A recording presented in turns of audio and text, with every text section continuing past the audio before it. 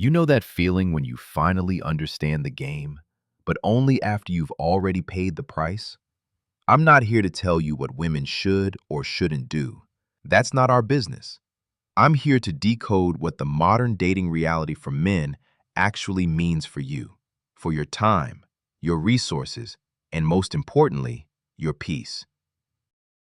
This isn't about schadenfreude. It's not about saying, I told you so. It's about understanding the economic and biological forces reshaping the relationship marketplace so that you can make decisions from a position of clarity, not confusion, not desperation, not hope.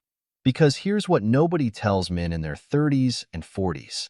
The very dynamics that are creating chaos for modern women are simultaneously creating unprecedented optionality for you. But only if you understand the map. Let's decode the endgame, not to judge anyone, but to help you see the path ahead with clear eyes. Let's start with the numbers, because numbers don't have agendas. In 2025, women under 30, particularly those who are childless, educated, and urban, are outperforming men in their age bracket in income, educational attainment, and early career prestige. This isn't controversial. It's documented by every major economic research institution. But here's what the data also shows. This advantage is temporary, deeply, structurally temporary. Why? Three converging forces. First, the biology clock. Female fertility peaks in the early 20s and declines measurably every year after 30. Male fertility declines far more gradually. A 40-year-old man has roughly the same reproductive window as a 25-year-old man. A 40-year-old woman does not have the same window as a 25-year-old woman. This isn't judgment. This is endocrinology. Second, the economic crossover. Men's earnings peak later than women's. The average man's income trajectory continues rising into his 40s and even 50s, especially for men in professional, technical, or executive roles. Meanwhile, women's income growth tends to flatten or decline in their 30s, particularly if they exit or reduce work for family planning. Again, this isn't about fairness. This is labor economics. Third, the psychological paradox of success. Here's where it gets interesting. As women achieve more professional success, their dating pool paradoxically shrinks. Why? Because female hypergamy, the preference to date up in status, income, or achievement, remains biologically hardwired even as social structures change. A woman earning $150,000 typically still prefers a man earning $200,000 or more. But a man earning $150,000? His preferences are far less constrained by income brackets. He's equally comfortable dating a woman earning $60,000 or $160,000. This creates what economists call a selection collapse. The more successful she becomes, the smaller her acceptable dating pool. The more successful he becomes, the larger his dating pool. Now let's layer in the final variable, age-based sexual market value. At 23, the average woman has higher sexual market value than the average 23-year-old man. But by 35, that relationship has completely inverted. The 35-year-old man with resources, status, and options has higher SMV than his female age peers. This isn't moral. This isn't political. This is just supply, demand, and biology interact. Now you might be asking, why should I care about women's dating struggles? The answer is simple, because understanding the game changes your position on the board. Here's what this modern dating reality for men means practically. Pillar 1. Time ownership. The first advantage you have is time. While women are racing against biological clocks and social expectations, you're entering your peak value years. But, and this is critical, only if you've built something. Use your 30s and 40s not to chase, but to build. Build financial independence so you're never negotiating from need. Build a lifestyle that attracts rather than pursues. Build standards that filter for compatibility, not just availability. A 35-year-old woman pursuing a 40-year-old high-value man is competing with 25-year-old women. That's her challenge. Your challenge? Becoming the 40-year-old man worth competing for. Big difference. Pillar 2. Financial independence.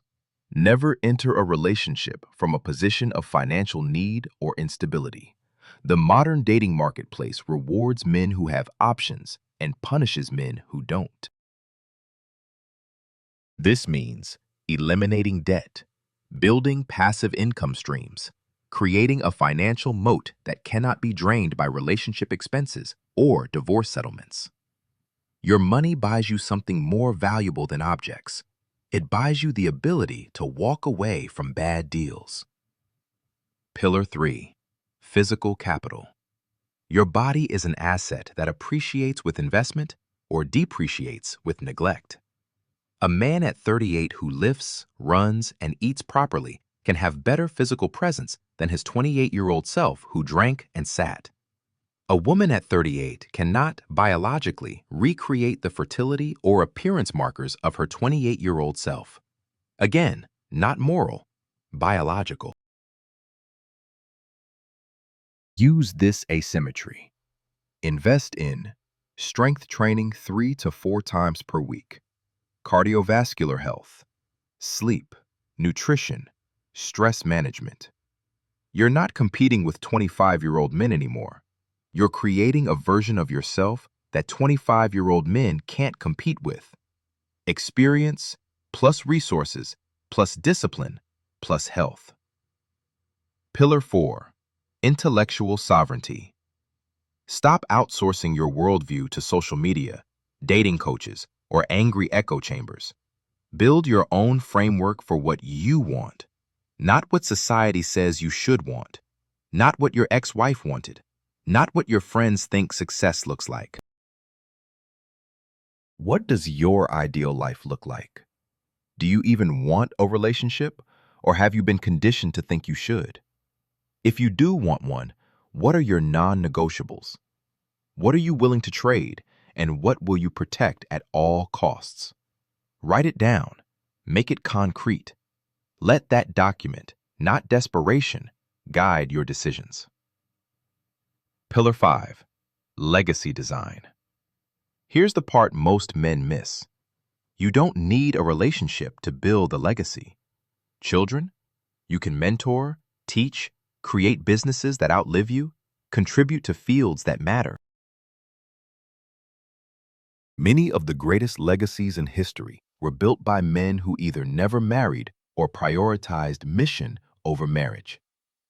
Your life doesn't become meaningless at 50 if you're single. It becomes meaningless if you've built nothing that matters. The dating endgame for women creates an interesting phenomenon. As their optionality shrinks, yours expands, but only if you've built the foundation. So build it.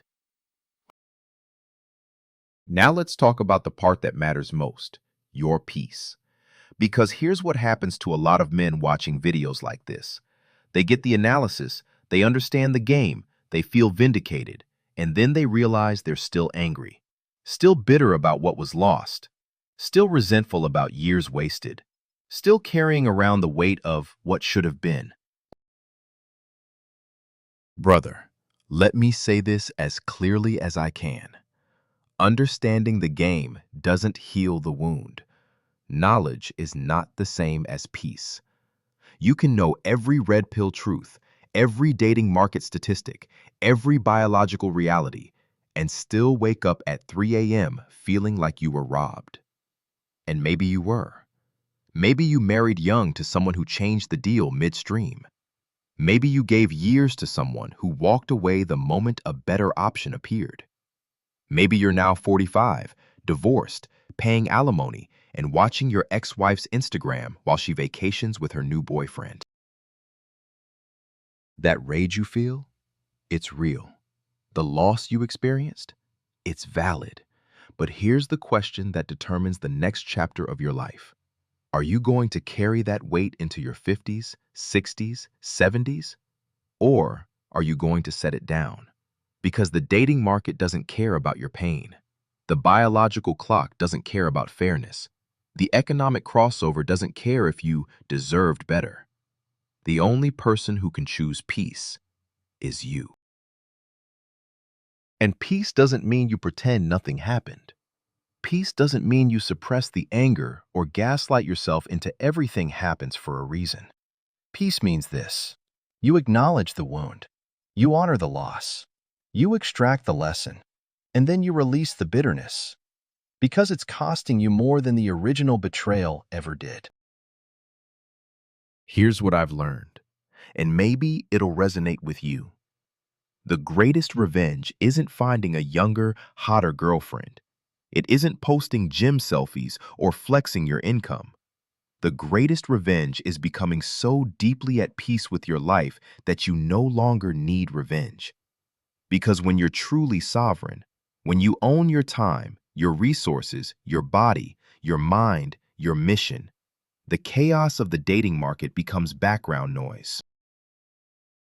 You don't need to win the dating game. You just need to stop playing games that cost you your peace. So here's my prescription for healing, and it's simpler than you think. Forgive yourself for what you didn't know then. You made decisions with the information and emotional capacity you had at the time. Beating yourself up for should have known better is just another form of self-punishment. Stop. Release the fantasy of what should have been. That perfect marriage, that loyal partner, that life you were promised. It was never guaranteed. Grieving the loss is healthy. Clinging to the fantasy is poison. Invest in your inner fortress. Your mind is the only territory you'll occupy for your entire life. Make it a place worth living. That means daily practices that center you, meditation, journaling, long walks. Cutting out inputs that destabilize you, doom scrolling, toxic communities, rage bait. Building routines that compound peace, sleep hygiene, morning rituals, evening wind down. Build something that outlives the pain. The best way to process trauma is to transmute it into something valuable. Write, build, create, teach, mentor, contribute. Your suffering has wisdom in it. Extract it. Give it to others. Make the pain count for something. And finally, understand that your value isn't determined by relationship status. Society will tell you that a man alone is a failure. That's propaganda.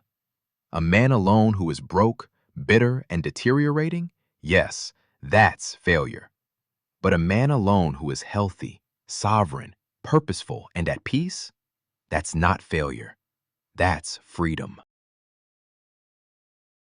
The dating endgame for women is creating a landscape where high-value men have unprecedented optionality. But optionality without peace is just another trap, another market to navigate, another game to win. True sovereignty isn't about having more options. It's about needing fewer. So yes, understand the game, know the rules, protect your resources, but never, and I mean never, sacrifice your peace to play it.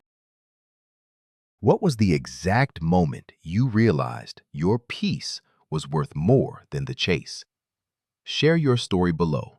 Your words might be the lighthouse another brother needs today. If this perspective provided you clarity, consider joining our community. Subscribing ensures you don't miss the blueprints we build together. Not because we want numbers, but because you deserve a friend who understands the logic of your peace. Sovereign Male Dynamics isn't just a channel. It's a brotherhood for those reclaiming their autonomy. See you in the next one.